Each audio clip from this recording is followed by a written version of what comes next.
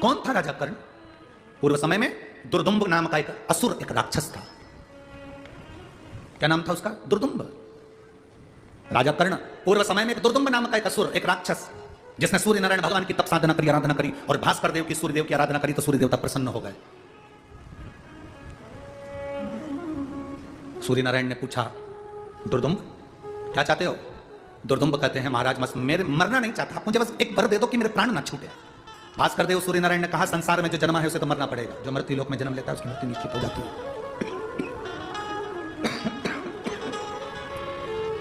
जो मृत्यु लोक में जन्म लेता है उसकी मृत्यु निश्चित है, उसको मरना निश्चित है। हाँ, और कुछ मांग लो। राजा उस दैत्य असुर दुर्दुम्ब ने तब आखिरी में सूर्य नारायण से कहा कि मुझे कवच दे दो, जब तक कवच मेरे पास में रहे तब तक मैं ना मरूं। तथास्तु, मैं तुझे एक कवच देता हूं। दुर्दुम्ब ने कहा, मुझे एक कवच नहीं चाहिए। एक कवच तो हो सकता है कि कहीं बेकार हो जाए। कितने कवच चाहिए? मुझे 100 कवच कुंडल दे दीजिए, जिसको मैं धारण करके रखूं तो मैं मरूं ना। सूर्य नारायण भगवान ने कहा कि दुर्दुम्ब, तू मरेगा तो पक्का है, ये तो निश्चित है कि तुझे मरना पड़ेगा, पर एक बात सुन ले, एक बात तो सुन, तेरे ये 100 कवच हैं, ये कवच जिस दिन कट गए, चले गए, समाप्त हो गए, उस दिन तुम मर जाएगा। तो मुझे वर दो कि मेरा कवच अगर कोई उतारेगा या मेरा कवच कोई काटेगा तो वो भी मर जाएगा। सूर्य नारायण ने कह दिया, तथास्तु, जो तेरे कवच को काटेगा वो मरेगा, उसी क्षण मरेगा। ये मेरा वर है तुझको, जा, ये मेरा वर है तुझको।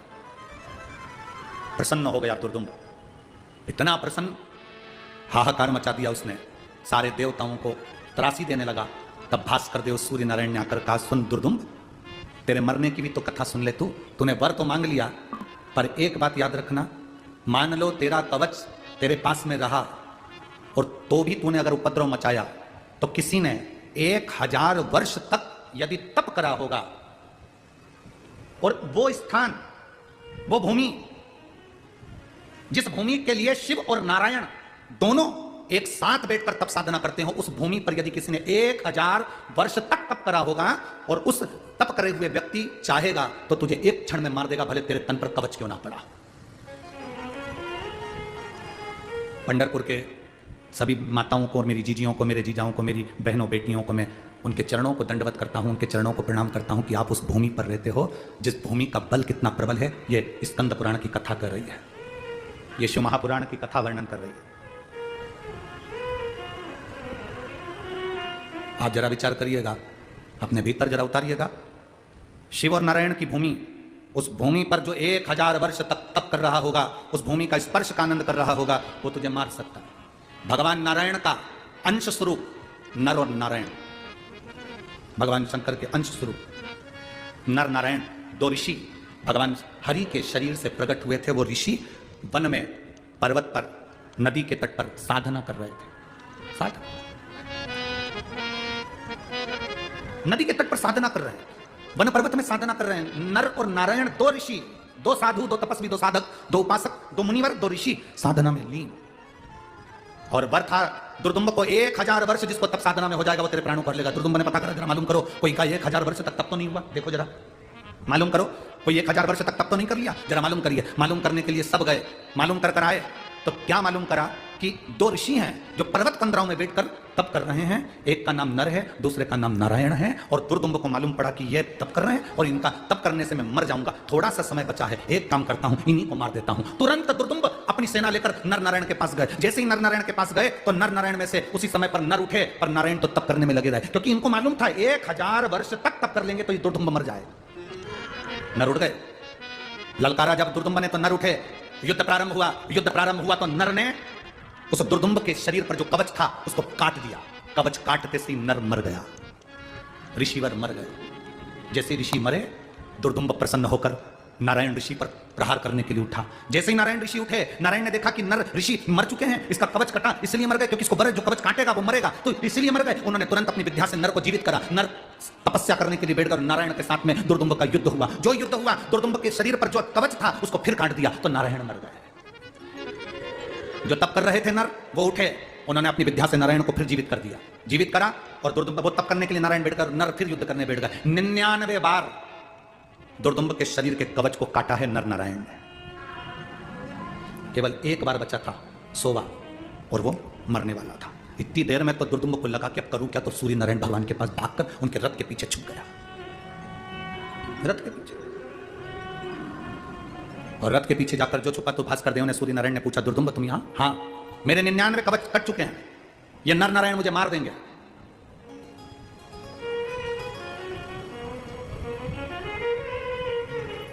ये नर नारायण मुझे मार देंगे।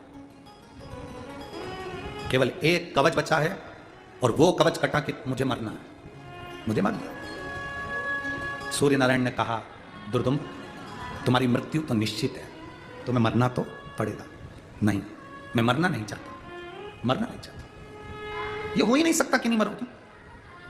पर एक बात बताओ प्रभु, आपने कहा था कि मुझे मारने वाला 1000 वर्ष तक तप करा होगा तो मारेगा, और ये नर नारायण ने पर्वत में, कंदराओं में, नदी के तट पर जो तप करा, इनको तो अभी तप करते करते मात्र 500 वर्ष हुए।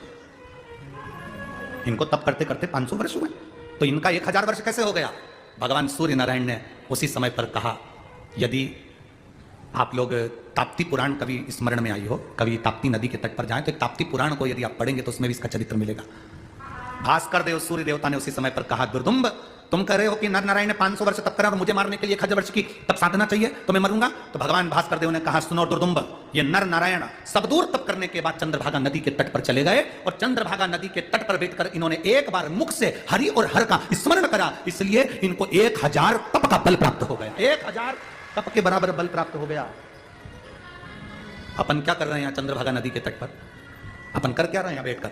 हरि विठ्ठल का नाम ले रहे हैं, हर हर महादेव कर रहे हैं, श्री शिवाय नमस्तुभ्यम कर रहे हैं। हरि और हर दोनों की कथा का मेल कर कर शिव महापुराण की कथा को सुन रहे हैं। क्यों? क्योंकि हमने हमारी जिंदगी में कोई तप करा कि नहीं करा, व्रत करा कि नहीं करा, साधना करी कि नहीं करी, हमने यहाँ आकर वारी करी कि नहीं करी, हमने यहाँ परिक्रमा करी कि नहीं करी, हमने भोजन भंडारा करा कि नहीं करा, हमने किसी का मुंह झूठा कराया कि नहीं कराया, हमने यहाँ कर कोई पुण्य कमाया कि नहीं कमाया। कम से कम हम इस चंद्रभागा नदी के तट पर हरि विठ्ठल की पवित्र भूमि पर एक बार भी बैठकर भगवान शंकर की कथा, हरि और हर की पवित्र कथा को यदि सुन लेंगे तो हमारे को 1000 गुना फल अपने आप प्राप्त हो जाएगा। हमें कहीं जाने की जरूरत है। 1000 गुना फल केवल इस भूमि के ऊपर, अगर आपका पांव इस जमीन पर भी पड़ गया तो उसका फल प्राप्त हो जाता है।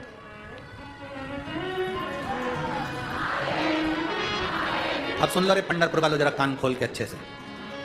आगे कमरिया पे साड़ी आई, अब तुम्हारी बारी। अब तुम अच्छे से सुन भी लेना, जरा ध्यान रखकर। 1000 गुना जब यहां पुण्य मिल सकता है, तो तुम अगर गलत काम करोगे तो 1000 गुना पाप भी तो मिल सकता है। जब पुण्य भी बढ़कर मिल सकता है तो पाप भी तो बढ़कर मिलेगा। इसलिए पंढरीनाथ की इस पवित्र भूमि पर जब तक रहना, पंढरपुर की भूमि पर जब तक रहना, चंद्रभागा के तट पर जब तक रहना, जब तक आप व्यापार करो मना नहीं, आप नौकरी करो मना नहीं, आप सर्विस करो मना नहीं, आप जो कार्य करना है करो मना नहीं, पर इतना जरूर याद रखना, तुम्हारे प्रत्येक कार्य में हरि विठ्ठल का नाम, महादेव का नाम लेते रहना। क्यों? क्योंकि अगर हमारी जिंदगी में हमने कोई पाप भी करा होगा तो मेरा पांडुरंगा तुम्हें माफ करता हुआ चलेगा,